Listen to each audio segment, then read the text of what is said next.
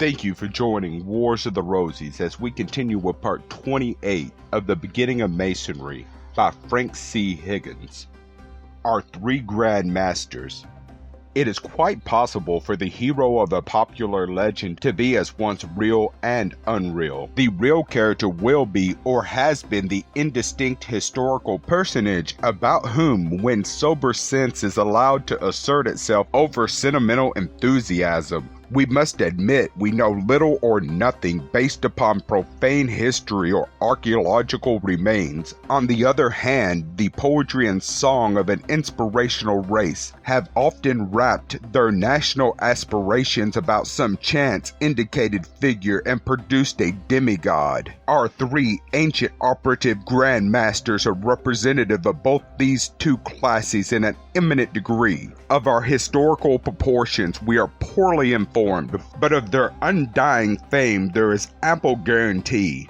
Upon the universal mystery hypothesis, they represent at one and at the same time the powers that direct the forces of terrestrial nature and those which reign over the soul of man. Ihuyu, the Egyptian god of the mysteries, a Horus figure with harvest frail and shepherd's crook. Their ritualistic associations with the three divine attributes, wisdom, strength, and beauty, link them almost automatically with the three ancient names most intimately associated with these qualities: Solomon of Israel, Melkartha the Tyrian Hercules, and Adonis the Syrian Apollo, whose name forms part of that of Adoniram or Adonharam, the Lord Hiram. The name Adon was synonymous with Baal or Bel, meaning Lord. The name Melkarth was composed in part of Melech, king. If we were speaking in terms of Greek or Roman mythology, we should call these three personages simply Helios or Sol, Hercules, and Apollo. The latter pair is the zodiacal sign of Gemini, the twins, who with the Hermes of Virgo constitute the threefold or thrice great Hermes of ancient philosophy, astronomically the planet Mercury. The child Horus on an Alexandrian coin of the Caesars. These apparent individual parts were deemed by the priests to represent but attributes of the Creator, but even as such, they were the particular attributes most intimately associated with the creation and destiny of man, whose chief ornaments and distinctions from the baser creations about him were endowments of this same wisdom, strength, and beauty, in which resided his likeness to his divine maker. Wisdom was the special solar attribute. The life story of the ego lends itself aptly to an allegory in which these three supreme divine gifts figure in the leading roles. The distribution of emblems to the three principal lodge officers tell a story in itself. The three squares that are the symbols of the three ancient operative Grand Masters are three angles of 90 degrees, a total of 270, the mystery number of human existence derived from the days of gestation.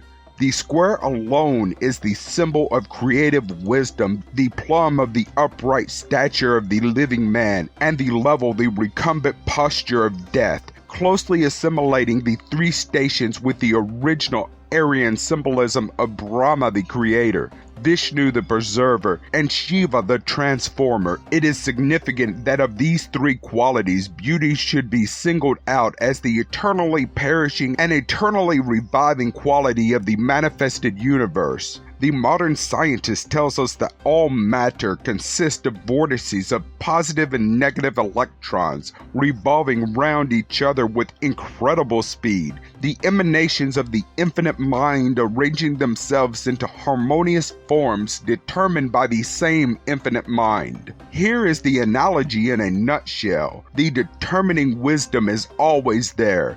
The infinite power is always present. The form alone is perishable and displays the alternate phenomena that we call birth and death, although the essence is deathless. This is the true significance of the mystery deaths of all the beautiful nature gods, such as Osiris, Dumazi, Tammuz, Dionysus, Adonis, Ates, a host of diverse radical names, but one and the same representation of the same cosmic fact, that the sole thing of all creation that perishes or dies as we misunderstand death is the quality of form, perceptible to the material senses. It is this one of our three grand masters that displays the pattern upon the trestleboard, from which, once executed, it will be erased to make way for another. It is this one that is symbolized by the sun poised, but an instant at the meridian air, its descent to the portals of the west begins. It is this one that, with fingers pressed on lips, guards with his very existence the secret of his art until the capstone of the edifice he is charged to erect shall be placed in position, and the whole work dedicated to its glorious ultimate purpose in the council of the Most High.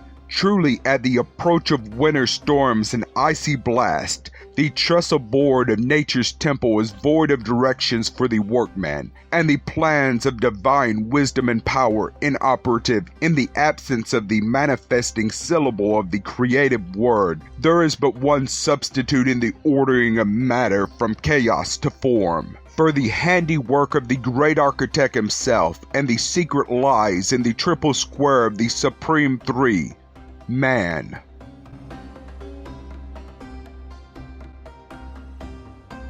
The mystery of human life.